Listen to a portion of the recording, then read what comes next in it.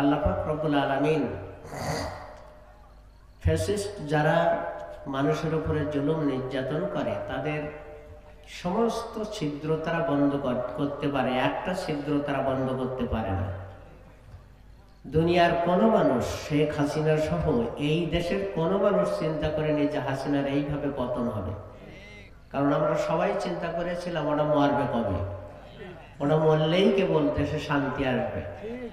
কিন্তু আল্লাহ পাক রব্বুল আলামিন আল্লামা সাঈদী রাহমাতুল্লাহর সমস্ত শেষ জীবনের কথাগুলো বাস্তবে পরিণত করে দিয়েছেন। সুবহানাল্লাহ। আল্লামা সাঈদী বলেছিলেন, বেশি বাড়াবাড়ি করো না, পালাবার জন্য ইন্দুরের গর্ত খুঁজে পাবা না। পেয়েছি ইন্দুরের গর্ত খুঁজে পায়নি। আরো বলেছিলেন তিনি যে বেশি বাড়াবাড়ি করো না, এদেশের মানুষ গাছের গোড়া ধরে নাড়া দেবে, মামার বাড়ি দিল্লি যেই পড়বা। সে মামার বাড়ি দিল্লি যেই পড়েছে, ঠিক নেবে? ঠিক ঠিক। সম্মানিত উপস্থিতি, আসলে মানুষ যখন পৃথিবীতে জন্মগ্রহণ করে তখন সে কিচ্ছু জানে না। সূরা নাহলের ৭৮ নম্বর আয়াত আল্লাহ রাব্বুল আলামিন বলছেন, আল্লাহু আখরাজাকুম মিন বুতুনি উম্মাহাতিকুম লা তা'লামুনা শাইআ ওয়া জা'আলা লাকুমুস সাম'a ওয়াল আবসারা ওয়াল আফইদাতা লাআল্লাকুম তাশকুরুন। সুবহানাল্লাহ। আল্লাহ বলছেন, আল্লাহু আখরাজাকুম, আল্লাহ বাহির করলেন তোমাদেরকে, মিন বুতুনি উম্মাহাতিকুম, তোমাদের মায়ের পেট থেকে, লা তা'লামুনা শাইআ, এ সময় তোমরা কিচ্ছু জানতে না। জানতাম আমরা কেউ কিচ্ছু জানতাম না। যে মায়ের পেট থেকে বাইরে হয়েছে ওই ঘরের ভিতরে যারা ছিল তারা খুশি হয়েছে, ছেলে হয়েছে, ছেলে হয়েছে, আজান দাও, মিষ্টির ব্যবস্থা করো। কিন্তু আপনি আর আমি তখন কি করলাম? চক্ষু বন্ধ করে ট্যা ট্যা করে কেঁদেছিলাম, কিছু জানতাম। কিন্তু আল্লাহ রাব্বুল আলামিন বললেন, এরপরে আমি তোমাদের তিনটা জিনিস দান করলাম। কয়টা? জাআলা লাকুমুস সামআ, শোনার জন্য কান দিলাম, ওয়াল আবসারা, দেখার জন্য চোখ দিলাম, ওয়াল আফইদাতা, এবং গবেষণা করার জন্য একটা গবেষণা কেন্দ্র দিয়ে দিলাম। এই তিনটা জিনিস সমন্বয় করে মানুষ তোমাদের দিলাম। যা গরু ছাগলকে দেওয়া হলো না, হাঁস মুরগিকে দেওয়া হলো না, ঘোড়া ভেড়াকে দেওয়া হলো না, বাঘ ভাল্লুককে দেওয়া হলো না, অন্য কোনো জীব জানোয়ারকে দেওয়া হলো না। আমি আল্লাহ মানুষ তোমাদেরকে তিনটা জিনিস সমন্বয় করে দিয়ে দিলাম এই জন্য যে লাআল্লাকুম তাশকুরুন, তোমরা আমার শুকরকারী বান্দা হবে। জোরে বল সুবহানাল্লাহ। আল্লাহ রাব্বুল আলামিন তিনটা জিনিস আমাদের দিয়েছেন, যে তিনটা জিনিস একত্রিতভাবে অন্য কোনো জীবকে দেওয়া হয়নি, যা জিন আর মানুষকে দেওয়া হয়েছে। কেন দেওয়া হয়েছে? যে আমরা যেন আল্লাহর শুকরকারী বান্দা হতে পারি। আল্লাহর শুকরকারী বান্দা হতে গেলে আল্লাহকে ভয় করতে হবে, আল্লাহর বিধান জানতে হবে এবং মানতে হবে। কারণ আল্লাহর বিধান যদি আমরা না জানি তাহলে মানা সহজ না কঠিন? মানা কঠিন। এই জন্য কোরআন প্রত্যেককে পড়ার চেষ্টা করতে হবে। যার বয়স ৬০ বছর হয়ে গেছে, ৭০ বছর হয়ে গেছে, তারও উচিত কোরআনের কিছু অংশ অন্তত পড়া শেখা। যেহেতু যারা কোরআনের একটা কথাও জানে না, কিয়ামতের ময়দানে আল্লাহ তাদেরকে অন্ধ করে উঠাবে। নাউজুবিল্লাহ বলেন। সূরা তাহার ভিতরে খুব সম্ভব আল্লাহ পাক রব্বুল আলামিন ১২৪, ২৫, ২৬ নম্বর আয়াতে কথাগুলো বলেছেন যে কিয়ামতের ময়দানে আমি তাদেরকে অন্ধ করে উঠাবো। নাউজুবিল্লাহ বলেন। তারা জিজ্ঞাসা করবে, আল্লাহ আমাদের অন্ধ করে উঠালে কেন? দুনিয়ায় তো আমাদের চোখ ছিল, এখন আমাদের কেন অন্ধ করে উঠালে? তখন আল্লাহ রাব্বুল আলামিন বলবেন, এই জন্য উঠালাম যে তোমাদের কাছে আমি একটা কিতাব দিয়েছিলাম, যে কিতাবটা তোমরা উপেক্ষা করেছিলে, কিতাবটা পড়োনি, কিতাবটা জানোনি, কিতাবটা বোঝোনি, কিতাবটা মানোনি, কিতাব অনুযায়ী জীবন পরিচালনা করোনি। এই জন্য আজকে আমি আল্লাহ তোমাদেরকে অন্ধ করে উঠালাম। কোনো অন্ধ জান্নাতে যাবে? জোরে বল না। কোনো অন্ধ জান্নাতে যাবে না। রাসূল সাল্লাল্লাহু আলাইহি ওয়াসাল্লাম বলেছেন, কোনো অন্ধ জান্নাতে যাবে না, কোনো বুড়ো মানুষ জান্নাতে যাবে না, কোনো কালো মানুষ জান্নাতে যাবে না। আসলে কোনো অন্ধ জান্নাতে যাবে যাবে না। অর্থাৎ চোখ থাকতেই যারা অন্ধ হয়ে আছে, আল্লাহ চোখ দিয়েছেন কোরআন দেখার জন্য, দুনিয়ার সব কিছু দেখলাম, কোরআন দেখলাম না। আল্লাহ কান দিয়েছেন কোরআন শোনার জন্য, দুনিয়ার সব কিছু শুনলাম, কোরআন শুনলাম না। আল্লাহ রাব্বুল আলামিন একটা দিল দিয়েছেন গবেষণা করার জন্য, দুনিয়ার এত কিছু গবেষণা করলো মানুষ, যেই দুনিয়ার মানুষ আসমানের নিচে দিয়ে উড়ে উড়ে যাচ্ছে, প্লেন আবিষ্কার করেছে, ছোট্ট একটা ফোন আবিষ্কার করেছে, পৃথিবীর যে কোনো দেশের সংবাদ কয়েক সেকেন্ডের ভিতরে জানা যায় না যায় না জানা যায়। অতএব এত কিছু গবেষণা করলো মানুষ, অথচ সে যে জান্নাত থেকে পৃথিবীতে এসেছে, ওই জান্নাতে যাবার যেতে হবে এই চিন্তা চেতনা সে কোনোদিন করলো না, এই গবেষণাটাই সে করলো না। নাউজুবিল্লাহ বলেন। ভাইয়ের আমার, আমি ভূমিকায় আলোচনা না করে মূল জায়গায় চলে যাই। আল্লাহ পাক রব্বুল আলামিন আমাদের কাছে কোরআন প্রেরণ করেছেন, যেটা রসুলের মাধ্যমে প্রেরণ করেছেন। সমস্ত নবী আলাইহিস সালামগণের কাছে আল্লাহ যে বিধান প্রেরণ করেছিলেন, এই বিধানের পুরো বিধানটাই হলো আল কোরআন। যেরকম সুবহানাল্লাহ, আল্লাহ রাব্বুল আলামিন বলছেন হুয়াল্লাযী, তিনি সেই সত্তা, আরসালা প্রেরণ করলেন, রাসূলাহু তার রাসূলকে, বিল হুদা সাথে দিলেন কোরআন। সুবহানাল্লাহ বলেন, একটু জোরে বলেন তো সুবহানাল্লাহ। ওয়াদিনিল হক, যে কোরআনে আছে দ্বীনে হক। তাহলে দ্বীনে হক যখন কোরআনে আছে, দ্বীনে বাতিলের কথাও আছে না নাই? দ্বীনে হকের কথা যেমন কোরআনে আছে, দ্বীনে বাতিলের কথাও কোরআনে আছে। দ্বীনে বাতিল হলো ওই জিনিস যেটা মানুষ রচনা করেছে। আমাদের দেশ একটা সংবিধান আছে না নাই? একটা সংবিধান আছে, প্রত্যেকটা দেশে একটা সংবিধান আছে। এই সংবিধানগুলো সব মানব রচিত। আমাদের দেশের সংবিধানটা ব্রিটিশদের রচিত। এ দেশ যখন স্বাধীন হয়েছিল, যারা স্বাধীন করেছিল প্রথম 47 সালে, তাদের জিজ্ঞাসা করা হয়েছিল তোমরা দেশ চালাবে কি দিয়ে? তারা বলেছিল আমরা কোরআন দিয়ে দেশ চালাবো। কিন্তু তারা কোরআন দিয়ে দেশ চালাতে পারেনি, কারণ তারা নিজেরাই কোরআনটা জানতো না। কোরআন দিয়ে দেশ চালাতে গেলে কোরআন জানতে হবে কি হবে না? জানতে হবে। এই জন্য কোরআন পড়া খুবই জরুরি, কোরআন বোঝা খুবই জরুরি।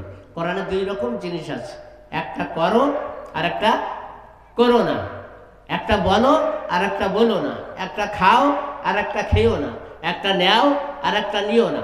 প্রত্যেকটা মানুষের জীবনে কোরআনে দুটো দিক তুলে ধরেছেন। যে যে কাজ করে সেই কাজের ভিতরে একটা হালাল আছে আর একটা হারাম আছে। যে যে কাজই করে, একজন লোক কামলা দেয়, ওই কামলার ভিতরেও হালাল এবং হারাম দুই রকম আছে না নাই? আছে। অতএব হালালটা যে গ্রহণ করে নেবে, হারামটা যে ত্যাগ করবে, এই হালাল গ্রহণ করে হারাম যে ত্যাগ করবে, এর জন্য জান্নাত তৈরি করেছেন কে? জোরে বলেন আল্লাহ রাব্বুল আলামিন। সম্মানিত উপস্থিতি, বাংলাদেশ একটা মুসলিম রাষ্ট্র, অধিকাংশ মানুষ মুসলমান। এই মুসলিম রাষ্ট্রের ভিতরে এমন একটা দল আছে, যেই দলের মানুষগুলো 17টা বছর ভালো মানুষগুলোকে ঘরে ঘুমাতে দেয়নি, ভালো মানুষগুলোকে সুস্থভাবে আয় ইনকাম করার সুযোগ দেয়নি, ভালো মানুষগুলোকে ধরে ধরে মিথ্যা কেস দিয়ে দিয়ে তাদেরকে জেলে ভরেছে, ভালো মানুষগুলোকে ফাঁসির কাস্টে ঝুলিয়েছে।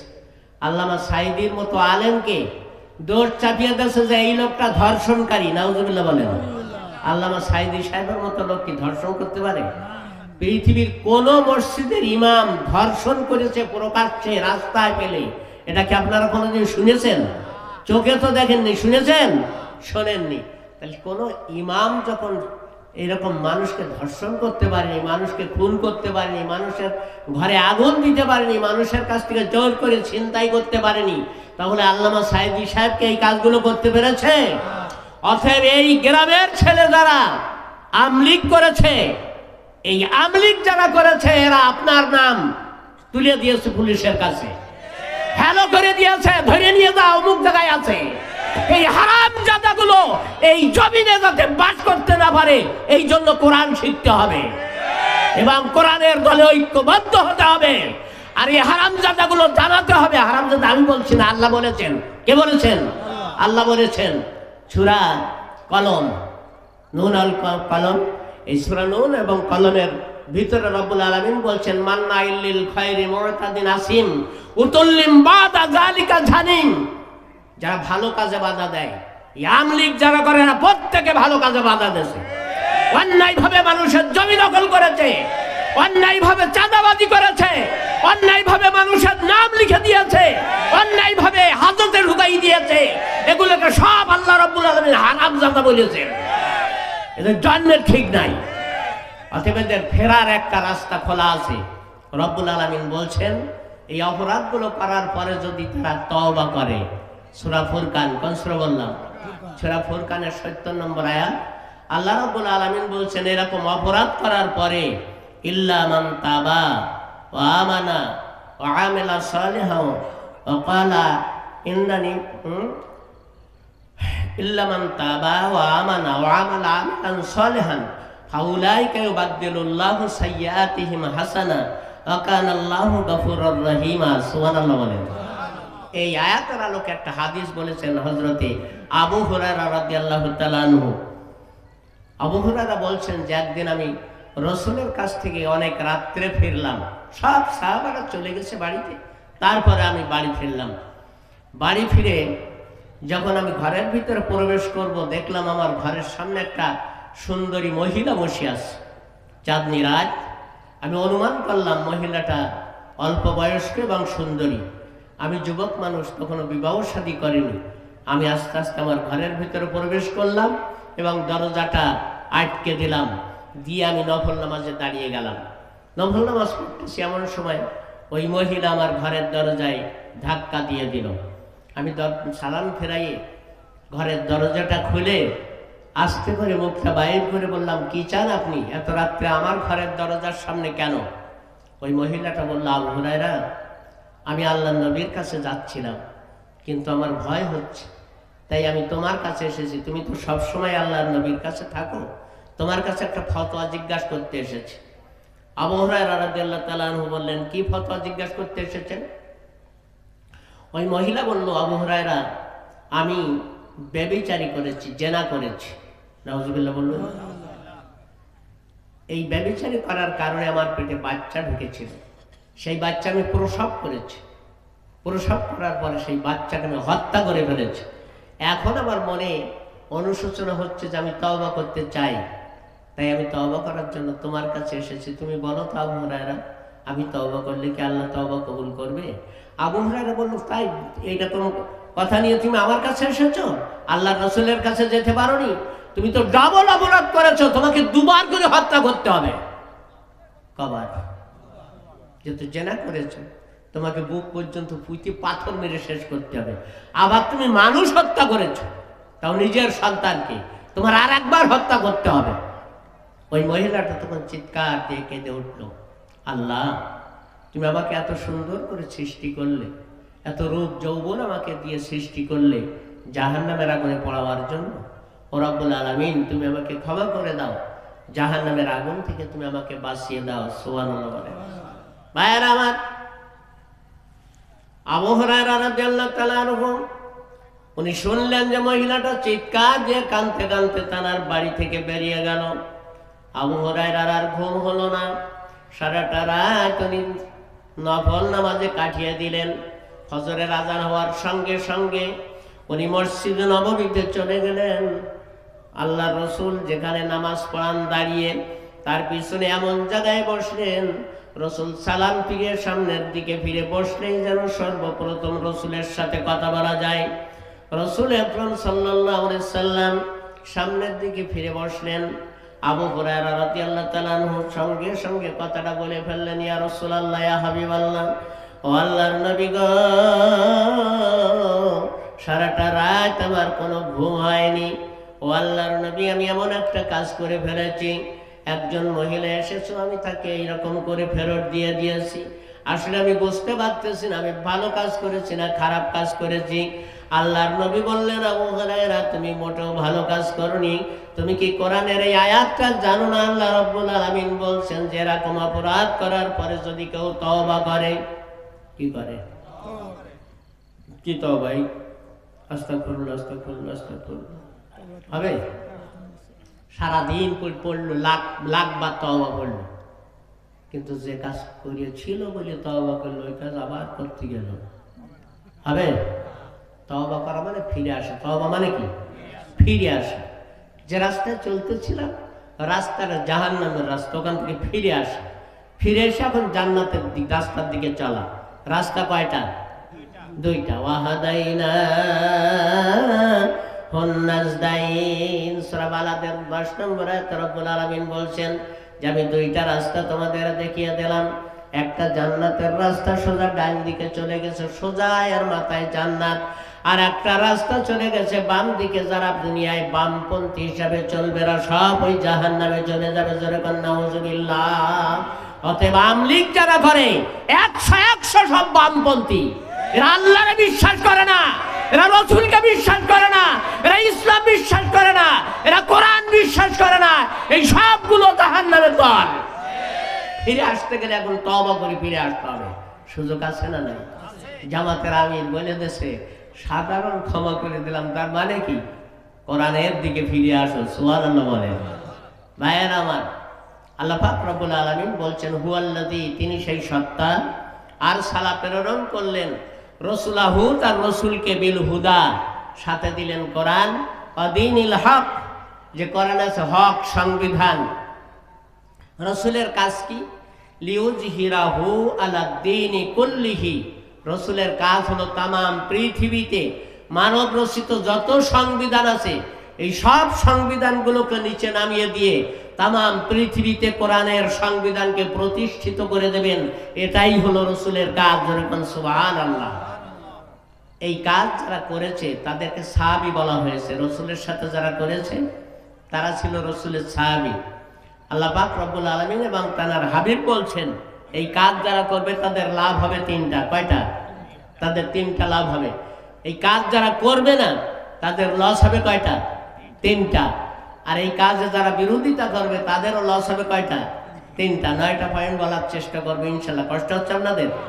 ভাইয়ার আমার, আমরা যে দেশে বাস করি এই দেশে অনেক রকমের দল আছে। বিশেষ করে ইসলামী একটা দল আর ইসলাম বিরোধী সব দল। ইসলাম বিরোধী কেন বললাম? বিএনপি ইসলামের বিরোধিতা করে না, করে না, কিন্তু তারা যে দলটা করে সেই দলের স্লোগান হলো এই দেশের সমস্ত ক্ষমতার মালিক জনগণ। সবাই বলে জনগণ। আসলে সমস্ত কিছুর মালিক কে? কুলিল্লাহুম্মা মালিকাল মুলক তুতিল মুলকা মান তাশা ওয়া তানজিউল মুলকা মিম্মান তাশা। রব্বুল আলামিন সূরা আলে ইমরানের 26 নম্বর আয়াতে বলছে, কুল, হে রাসূল তুমি বলে দাও তামাম পৃথিবীর মানুষের কাছে, আল্লাহুম্মা মালিকাল মুলক, আল্লাহ তামাম মুলুকের মালিক। তাহলে তামাম মুলুকের মালিক কে? আল্লাহ তামাম মুলুকের মালিক। আর এই সবচেয়ে ভালো দল যেটারে মনে করি ইসলামের বাইরে যে দলগুলো আছে সেই দলের স্লোগান হলো যে সমস্ত ক্ষমতার মালিক কে? জনগণ। তাহলে এখানে আল্লাহর সাথে শরীক করা হলো না? হলো না, শরীক হয়ে গেল। অতএব পৃথিবীতে এই যে দল তামাম পৃথিবীকে চালাচ্ছে সেই দলের নেতারা যখন ক্ষমতায় আসে তখন তারা নিজেরা সংবিধানকে পরিবর্তন করে করে নিজেদের দল যাতে ক্ষমতায় আজীবন থাকে এরকম চেষ্টা করে না? যেটা করলো হাসিনা। হাসিনাকে একা করেছে? আপনার আমার ছেলেরা করেনি? আপনার আমার ছেলেরাও করেছে, আপনার আমার ভাইয়েরাও করেছে, আপনার আমার প্রতিবেশীরাও করেছে। হাসিনা থাকলেই আমরা লাট সাহেব, হাসিনা থাকলেই আপনার আমার কথা শুনবে, হাসিনা থাকলেই আমরা মাতব্বার। এই গ্রামেই আছে অনেক ছেলে, আছে না নাই? সম্মানিত উপস্থিতি, অতএব শিরিক করা যে গোনা, শিরিকের যে গোনা, এই গোনা কোনোদিন মাপ আল্লাহ করবেন না বলে ওয়াদা করেছেন কোরআনে। আল্লাহ বলছেন যে সমস্ত গোনা ইচ্ছা করলে মাফ করে দেব, ইল্লা শিরক, কিন্তু শিরিকের গোনা আমি মাফ করব না। এখন কেউ যদি মনে করে যে আল্লাহ সর্বময় ক্ষমতার মালিক নয়, জনগণ সমস্ত ক্ষমতার মালিক, তাহলে সে শিরিক করলো না? তাহলে শিরিক যে করে সে আর মুসলিম থাকতে পারে? ইমানদার থাকতে পারে? এই জন্য আমাদের বুঝতে হবে আগে, যত আলেম এই দেশে আছে সমস্ত আলেমেরা যদি এই কোরআনের কথাগুলো এইভাবে মানুষের কাছে পৌঁছাতে পারত, তাহলে কোরআন বাংলাদেশের মানুষের কপালে এত খারাপ জুটতো। কিন্তু না, আসলে আলেমেরা হক কথা বলতে ভয় পায়। আলেমেরা যখন মসজিদে খুতবা দেয়, এ সময় চিন্তা ভাবনা করে আমি আজকে সুদের কথা বলবো, আমার সভাপতি সাহেব তো একটু সুদ খায়, আছে না?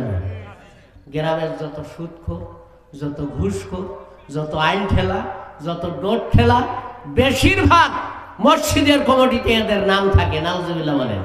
শুধু আমাদের না, তামাম দেশের, সমস্ত দেশের। অথচ আল্লাহ রাব্বুল আলামিন বলছেন মসজিদ কমিটিতে যদি তুমি থাকতে চাও তোমার 5টা গুণ লাগবে। কয়টা? 5টা গুণ লাগবে। সূরা তাওবা 18 নম্বর আয়াত আল্লাহ রাব্বুল আলামিন বলছেন, ইন্নাল্লাহা ইয়া'মুরু মাসাজিদাল্লাহি মান আমানা বিল্লাহি ওয়াল ইয়াউমিল আখির ওয়া আকামাস সালাহ ওয়া আতাজ যাকাত ওয়া লাম ইয়াখশা ইল্লাল্লাহ। এই 5টা গুণ। কয়টা গুণ? 5টা গুণ। প্রথম গুণ হলো, আল্লাহ পাক রব্বুল আলামিন বলছেন যে প্রথম গুণ হলো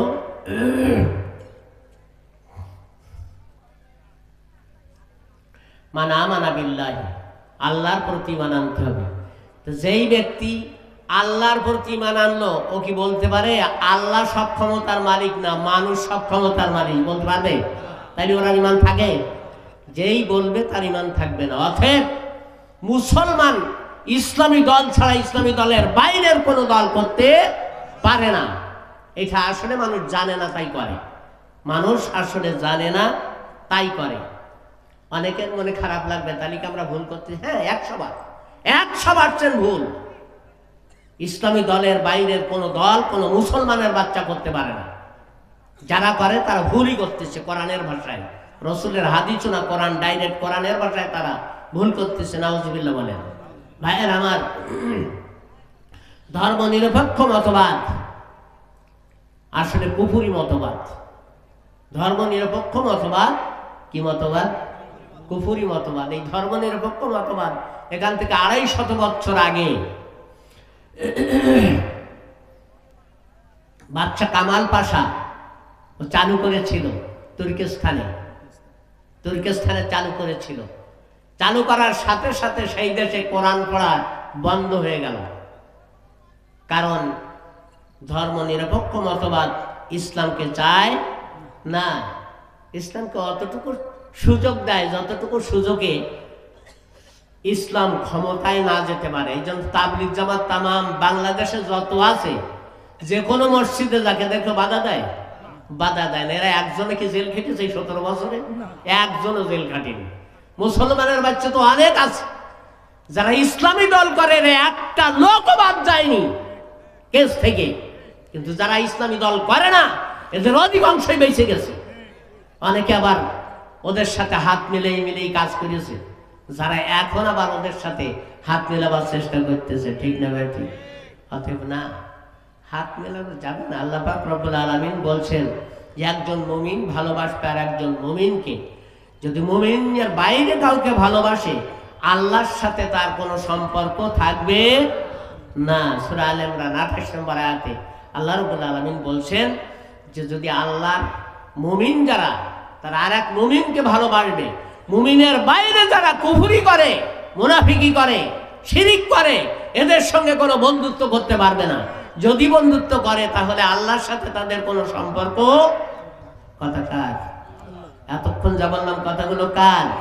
তাহলে আমরা আল্লাহর কথা মানতে রাজি আছি ইনশাআল্লাহ।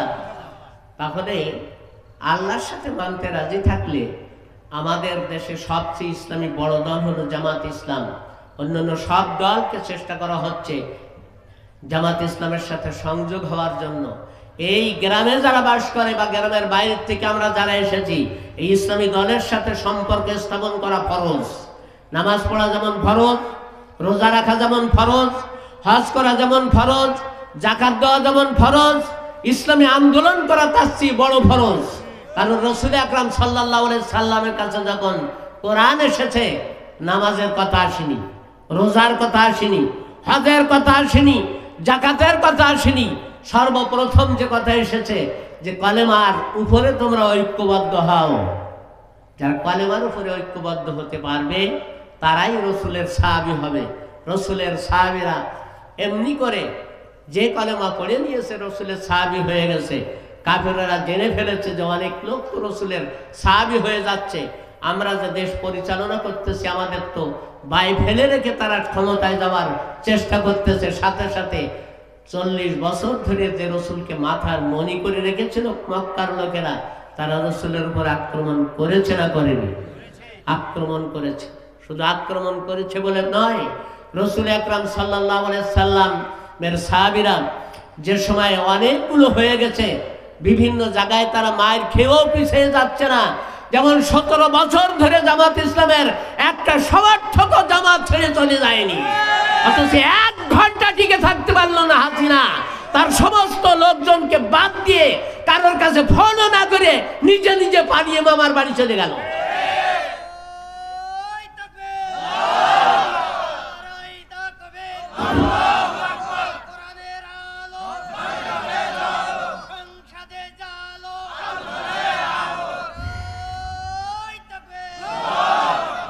সম্মানিত উপস্থিতি, অতএব দল যদি করতে হয় তাহলে ইসলামী দল করতে হবে। যে ইসলামী দল আছে এটা যদি পছন্দ না হয়, নিজে একটা ইসলামী দল করতে হবে, যেই নিয়ে বুঝে কোরআন জানতে হবে, হাদিস জানতে হবে, ফিকহ কিতাব জানতে হবে। রসুল যেভাবে দল করে গেছেন এইভাবে দল করা ফরজ। রসুল এইরকম একদল মানুষের সামনে একদিন কোরআনের আলোচনা করতেছে, এর কিছুদিন আগেই কাফেররা তাদের সংসদে একটা আইন পাশ করেছে, কোরআন শোনা যাবে না। وقال الذين كفروا لا تسمعوا القرآن। কাফেররা আইন পাশ করে ফেললো, ও জনগণ কোরআন শুনতে পারবা না। যে কোরআন শুনতে যাবে সে মুহাম্মাদের দল হয়ে যাবে, অতএব কোরআন শুনতে পারবা না। এই আইন পাশ করে নেতারা বাস্তবায়ন করে সামসারা। কারা? সবাই বলেন সামসারা। নেতার অনুসারীরা নয়, কারণ একজন মন্ত্রীতে পাশ করে না কোনো আইন, সব মন্ত্রীরা মিলে পাশ করে একটা আইন। ওই মন্ত্রীরা এসে আশকারপুর গ্রামে এসে বলে যায়নি যে মুকির ধরো মুকির ধরো মুকির ধরো মুকির ধরো, এরা সব জামাত ইসলাম। ভালো লোক জামাত ইসলাম করে না, নামাজ পড়ে মসজিদে, ওরা ধরিয়ে বেদম পিটান পিটাইয়েছে থানায় ফেলে। জামাত ইসলাম করিস? জিজ্ঞেস করিয়েছে না করি? জিজ্ঞেস করেছে। মিছিলি গিয়েছিলি, ধরে দেশে চালান 2, 4, 6 মাস, 1 বছর, 3 বছর, 5 বছর, 7 বছর, 10 বছর পর্যন্ত জেল খেটেছে মানুষ, নিরীহ মানুষ, চুল পরিমাণ অপরাধ করেনি। আমার মতো ডাক্তার যার এতগুলো কেস দিয়েছে, চুল পরিমাণ অপরাধ যদি আমি করতাম তাহলে মনের বুঝ দিতে পারতাম যে ঠিক কাজ করেছে। কিন্তু এই হারামজাদি সবগুলো খারাপ কাজ করে গেছে, কোনো ভালো কাজ করেনি। মুসলমানদের শেষ করার জন্য যা করার দরকার বাংলার জমির সবগুলো করার চেষ্টা করেছে সে। অতএব দল করে যদি জান্নাতে যেতে হয় ইসলামী দল করতে হবে। কার কথা? আল্লাহর কথা। আল্লাহ পাক রব্বুল আলামিন বলছেন, ওমা ইয়াবতাগি গায়রাল ইসলামি দীনান ফালা ইউকবালা মিনহু ওয়া হুয়া ফিল আখিরাতি মিনাল খাসিরিন। সুবহানাল্লাহ বলেন। সূরা আলে ইমরান 85 নম্বর আয়াত। রব্বুল আলামিন বলছেন, ওমা ইয়াবতাগি গায়রাল ইসলামি দীনান, দিন হিসাবে, জীবন বিধান হিসাবে, সংবিধান হিসাবে ইসলামের বাইরে যদি আর কিছু তোমরা মানো, আল্লাহ ওটা কবুল করবে করবে না। ধর্ম নিরপেক্ষ মতবাদ, আগেই বলেছে কুফরি মতবাদ। আল্লাহ কি ধর্ম নিরপেক্ষ মতবাদ বিশ্বাস করে? আল্লাহ বলে দিয়েছেন যে আমি ইসলামকে মানি, ইসলামকে ভালোবাসি, ইসলামকে কবুল করেছি দিন হিসাবে, জীবন বিধান হিসাবে। সুবহানাল্লাহ বলেন। সূরা আলে ইমরান 19 নম্বর আয়াত। ইন্নাদ দীনা ইনদাল্লাহিল ইসলাম।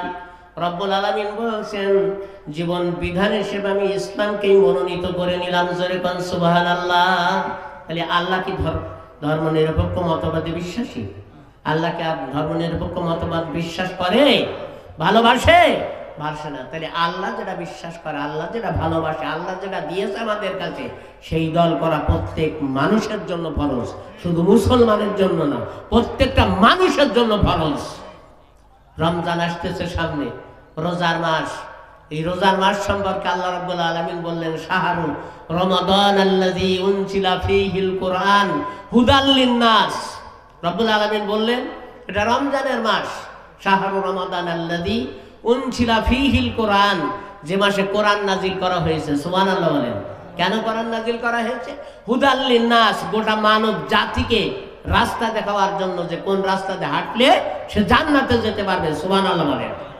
সম্মানিত উপস্থিতি, অথচ আমরা কি মনে করি যে নামাজ, রোজা, হজ, যাকাত এইগুলো করলেই আমরা জান্নাতে চলে যাব। কিন্তু আল্লাহ কোরআনে কোনো জায়গায় বলেনি যে তুমি শুধু নামাজ পড়ো তোমাকে জান্নাতে দিয়ে দেবো, তুমি শুধু রোজা করো তোমাকে জান্নাত দিয়ে দেবো, তুমি শুধু হজ করো তোমাকে জান্নাত দিয়ে দেবো, তুমি শুধু একটু যাকাত দিয়ে দাও তোমাকে জান্নাতে দিয়ে দেবো। কোরআনে একটা আয়াত এইভাবে বলা হয়নি।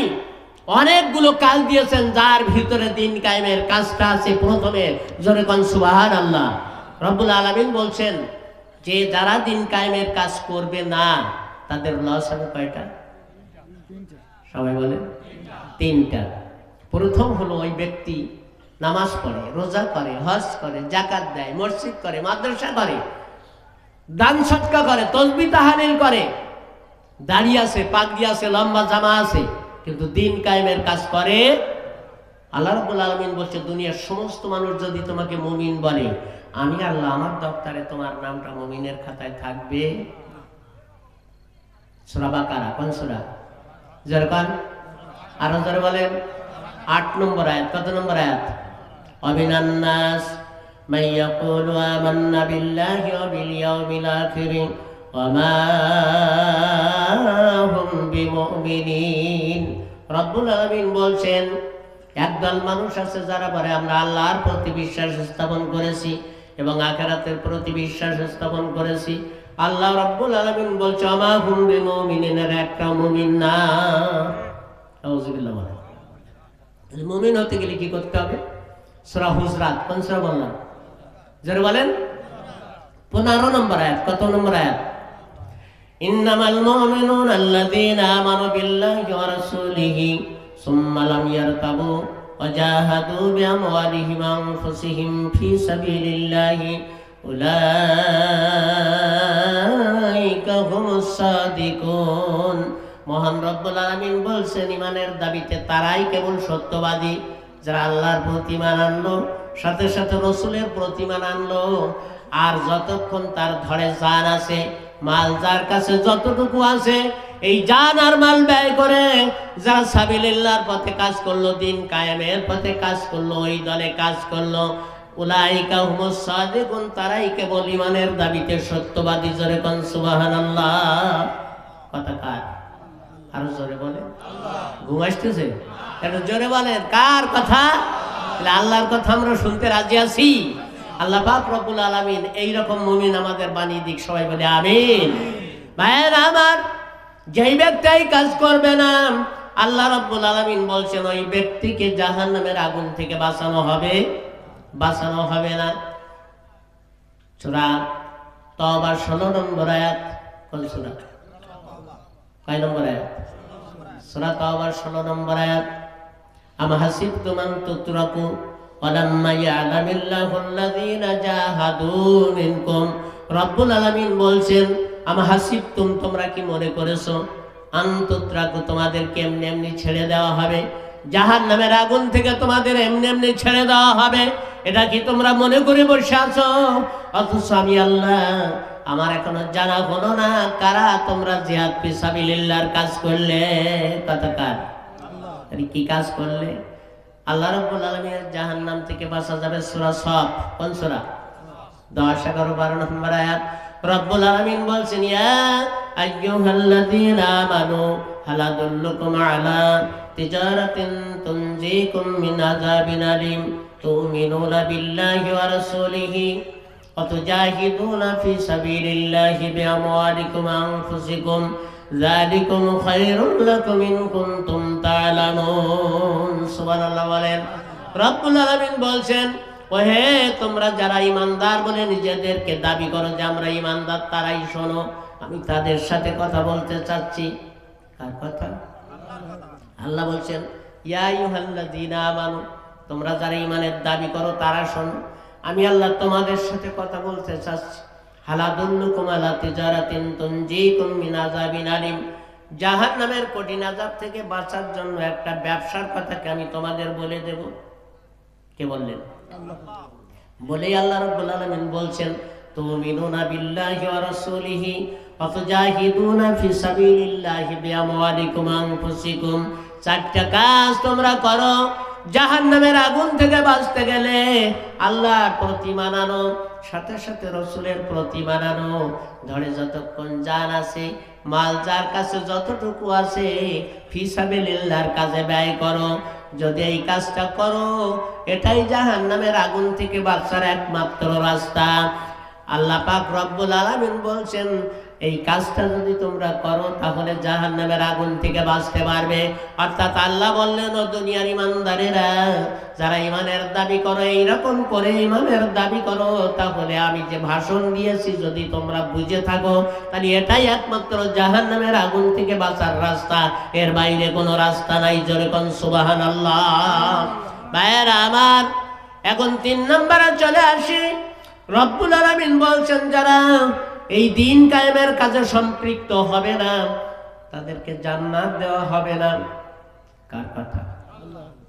আল্লাহর কথা। সূরা আলে ইমরান 142 নম্বর আয়াত। এখানে আল্লাহ রাব্বুল আলামিন বলছেন, আম হাসিবতুম আন তাদখুলুল জান্নাহ ওয়ালাম্মা ইয়ালামিল্লাহুল্লাযীনা জাহাদু মিনকুম। রব্বুল আলামিন এখানেও জিজ্ঞাসা করতেছেন, আম হাসিবতুম আন তাদখুলুল জান্নাহ, মনে করেছে নাকি এমনি এমনি জান্নাতে চলে যাবে? অথচ আমি আল্লাহ আবার এখনো জানা হলো না কারা তোমরা জিহাদ ফি সাবিলিল্লাহর কাজে সম্পৃক্ত হলে। কথা কার? কারণ জিহাদ ফি সাবিলিল্লাহর কাজে সম্পৃক্ত না হওয়া পর্যন্ত নামাজি, রোজাদার, হজকারী, যাকাতদাতা, মসজিদ মাদ্রাসাকারী, তাসবিহ তাহলিলকারী, জিকিরাজগারকারী, দুনিয়ার সমস্ত ইবাদত করেছে, ইসলামী আন্দোলন করেনি, অর্থাৎ ইসলামী দল করেনি, ওই লোকটাকে জাহান্নামের আগুন থেকে আল্লাহ বাঁচাবে না। ওই লোকটার জান্নাত দেবে। কারণ জান্নাত পেতে গেলে কি করতে হবে? সূরা তাওবা। কোন সূরা? সূরা তাওবা 111 নম্বর আয়াত। রব্বুল আলামিন বলছেন, ইন্নাল্লাহা আশতারা মিনাল মুমিনিনা আনফুসাহুম ওয়া আমওয়ালাহুম বিআন্না লাহুমুল জান্নাহ ইউকাতিলুনা ফি সাবিলিল্লাহি ইলা আখিরিল আয়াত। রব্বুল আলামিন বলছেন, নিশ্চয় আমি আল্লাহ খরিদ করে নিয়েছি, কিনে নিয়েছি ওই মুমিনদের কাছ থেকে যারা সূরা সফের এই আয়াত অনুযায়ী ঈমান এনেছে। ওই রকম মুমিনদের কাছ থেকে আমি তাদের জান আর তাদের মাল কিনে নিয়েছি, বিনিময়ে আমি তাদের দেব জান্নাত। জোরে কোন সুবহানাল্লাহ। ভাইয়েরা আমার, এই আয়াতটা নাজিল হয়েছিল মক্কা মুআজ্জামায়, যদিও সূরা তাওবা নাজিল হয়েছিল মদিনা মুনাওয়ারায় 9ম হিজরিতে। এই আয়াত সূরা তাওবার 111-12 নম্বর আয়াত নাজিল হয়েছিল মক্কা মুআজ্জামায় হিজরতের পূর্বে। অর্থাৎ রাসূল হিজরত করে মদিনায় যাওয়ার আগে হজের মৌসুমে রাসূল আকরাম সাল্লাল্লাহু আলাইহি সাল্লাম জানতে পারলেন মদিনা মুনাওয়ারা থেকে 73 জন নারী পুরুষ হজ করার জন্য মক্কায় চলে এসেছে। গভীর রজনীতে দোজাহানের বাদশা একা একা হাঁটতে হাঁটতে মিনা পাহাড়ের পাদদেশে তাদের তাঁবুর ভিতরে প্রবেশ করলেন। তাঁবুর ভিতরে প্রবেশ করে কলেমার দাওয়াত দিলেন। ওই 73 জন নারী পুরুষ সবাই মিলে কলেমা পড়ে মুসলমান হয়ে গেল। জোরে কোন সুবহানাল্লাহ। সমস্ত মানুষগুলো যখন মুসলমান হয়ে গেল, দোজাহানের বাদশা আখিরি জামানার পয়গম্বর রাসূল আকরাম সাল্লাল্লাহু আলাইহি ওয়াসাল্লাম খুশি না বেজার? জোরে কোন খুশি হয়ে গেল। সাহাবী যারা হয়েছে তারাও খুশি হয়ে গেল। যখন তারা কলেমা পড়ে মুসলমান হয়ে গেল, যারা মুসলমান হয়ে গেল তাদের ভিতর থেকে 2-3 জন উঠে দাঁড়িয়েছে, ইয়া রাসূলুল্লাহ, ইয়া হাবিবাল্লাহ, ও আল্লাহর নবী গো, আপনি যদি আমাদের সাথে হিজরত করে মদিনায় চলে যান, কারণ মক্কার মানুষেরা আপনাকে মেনে নিচ্ছে না, আপনাকে মেরে ফেলতে চাচ্ছে, আপনার নাগরিকত্ব হরণ করে দিতে চাচ্ছে, আপনাকে দেশ ছাড়া করতে চাচ্ছে, দেশ থেকে বাইর করে দিতে হচ্ছে। ও আল্লাহর নবী গো, আপনি যদি আমাদের সাথে হিজরত করে মদিনায় চলে যান, মদিনার কোনো মানুষ আপনার বিরোধিতা করতে পারবে না। কারণ আজকে আমরা যারা ইসলাম কবুল করেছি, কলেমা পড়ে মুসলমান হয়ে গেছি, আমাদের ভিতরে মদিনার সবচেয়ে বড় বড় নেতাগুলোই আছে। জোরে কোন সুবহানাল্লাহ, একটু জোরে বলেন সুবহানাল্লাহ।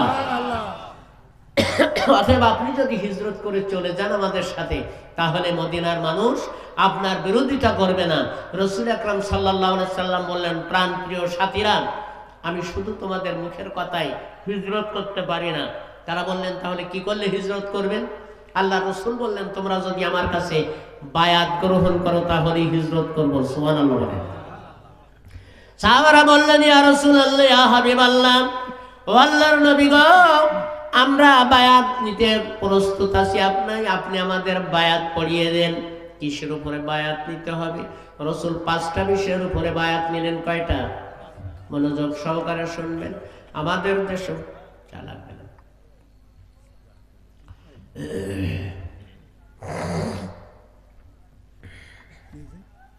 আমাদের দেশেও বায়াত চালু আছে না নাই?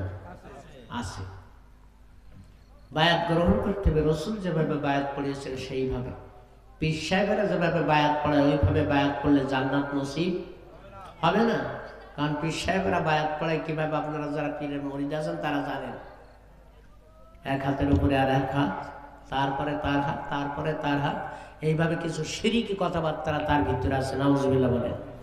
রাসূল আকরাম সাল্লাল্লাহু আলাইহি সাল্লাম বললেন, প্রাণপ্রিয় সাহাবারা, তোমরা যদি বায়াত নিতে চাও তাহলে শোনো।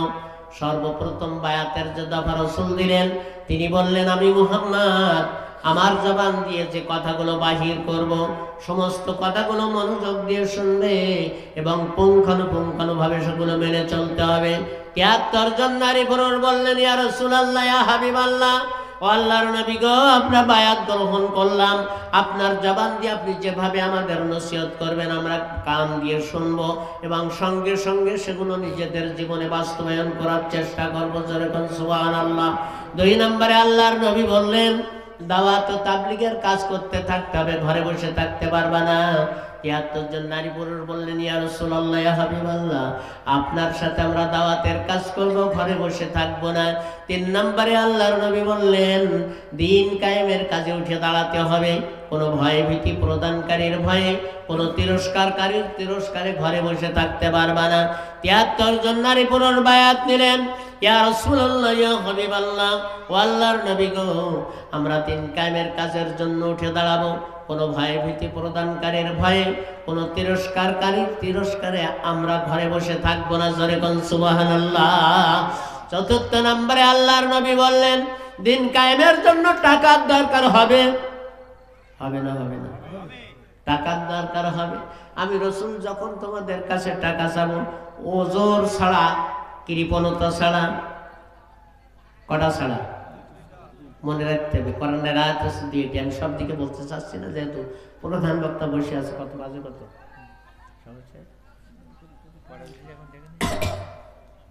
10:30 বাজে যাচ্ছে। 10:30 আর 20 মিনিট করে। প্রধান বক্তা বাস্ত শুনতে হবে।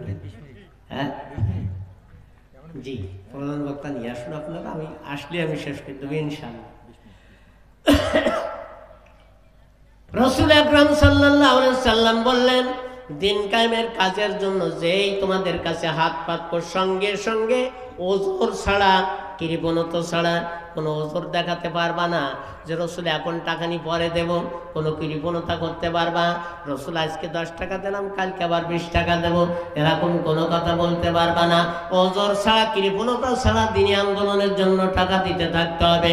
৭৩ জন নারী পুরুষ বললেন, ইয়া রাসূলুল্লাহ, ইয়া হাবিবাল্লাহ, ও আল্লাহর নবী গো, আমরা বায়াত নিলাম, ওজর ছাড়া, কৃপণতা ছাড়াই আমরা আমাদের জানমাল আপনাকে দিয়ে দেব। জোরে কোন সুবহানাল্লাহ। ৫ম নম্বরে আল্লাহর নবী বললেন, আমি মুহাম্মদ যখন হিজরত করে তোমাদের দেশে চলে যাব, মদিনায় চলে যাব। তোমরা তোমাদের সন্তান আর সম্পদকে যেভাবে হেফাজত করো, আমি মুহাম্মদকে ঠিক সেইভাবে হেফাজত করতে হবে। ৭৩ জন নারী পুরুষ বায়াত নিলেন। ইয়া রাসূলুল্লাহ, ইয়া হাবিবাল্লাহ, ও আল্লাহর নবী গো, আপনি হিজরত করে আমাদের কাছে যখন চলে যাবেন, আমরা আমাদের জীবনকে বিনিময়ে রেখে আপনাকে হেফাজত করব। জোরে কোন সুবহানাল্লাহ। আল্লাহর নবী বললেন, প্রাণপ্রিয় সাহাবারা, রাত ভোর হওয়ার আগে তোমরা মক্কা ত্যাগ করো, কারণ সকাল হওয়ার পরে যদি তোমরা এখানে থাকো, মক্কার মুশরিকেরা তোমাদেরকে জীবিত আর বাড়ি ফিরে যেতে দেবে না। তারা যখন জানবে তোমরা মুহাম্মাদের কাছে দীক্ষা নিয়েছো, কি নিয়েছো, অর্থাৎ মুহাম্মাদের হাতে হাত দিয়ে বায়াত গ্রহণ করেছো, তখন তোমাদের আর ঘরে ফিরে যাওয়া হবে না। অতএব এই মুহূর্তে তোমরা সব কিছু গোছাই নিয়ে আর হজ করা লাগবে না, তোমরা বাড়ির দিকে রওনা দাও। সঙ্গে সঙ্গে ওই ৭৩ জন নারী পুরুষ আল্লাহর নবীর নির্দেশে তারা হজ বাকি রেখে, হজ ফেলে রেখে, হজের কাজ শেষ না করে তারা মদিনায় চলে গেলেন। মদিনায় যেয়ে তারা প্রতিদিন সকাল থেকে সন্ধ্যা পর্যন্ত মক্কার রাস্তার দিকে তাকিয়ে থাকতেন, কখন আল্লাহর নবী আসবে, কখন আল্লাহর নবী আসবে, কখন আল্লাহর নবী আসবে। আর এদিকে সকাল হওয়ার সঙ্গে সঙ্গে চারিদিকে মানুষজন ছড়িয়ে পড়ল মুহাম্মাদের হাতে হাত দিয়ে। মদিনার ৭৩ জন নারী পুরুষ যারা বায়াত গ্রহণ করেছে, তারা কোথায় আছে, এদের ধরে আনো, এদের শেষ করে ফেলো, এদের মেরে ফেলো, এদের অ্যারেস্ট করো, এদের জেলখানায় ঢুকাও। বিভিন্ন কায়দায় তারা চেষ্টা করলো, কিন্তু এই চেষ্টার আগেই তারা দেশে চলে গেছে। জোরে কোন সুবহানাল্লাহ। এই ঘটনা ঘটার পরে আবু জাহেল, আবু সুফিয়ান পরামর্শ করে সিদ্ধান্ত নিল যে মুহাম্মদ যে কোনো সময় পালিয়ে যেতে পারে, যেহেতু বায়াত হয়েছে হিজরতের জন্য, এ সংবাদ যখন আমাদের কাছে আছে, মুহাম্মদকে দেশ ছেড়ে যেতে দেওয়া যায় যাবে?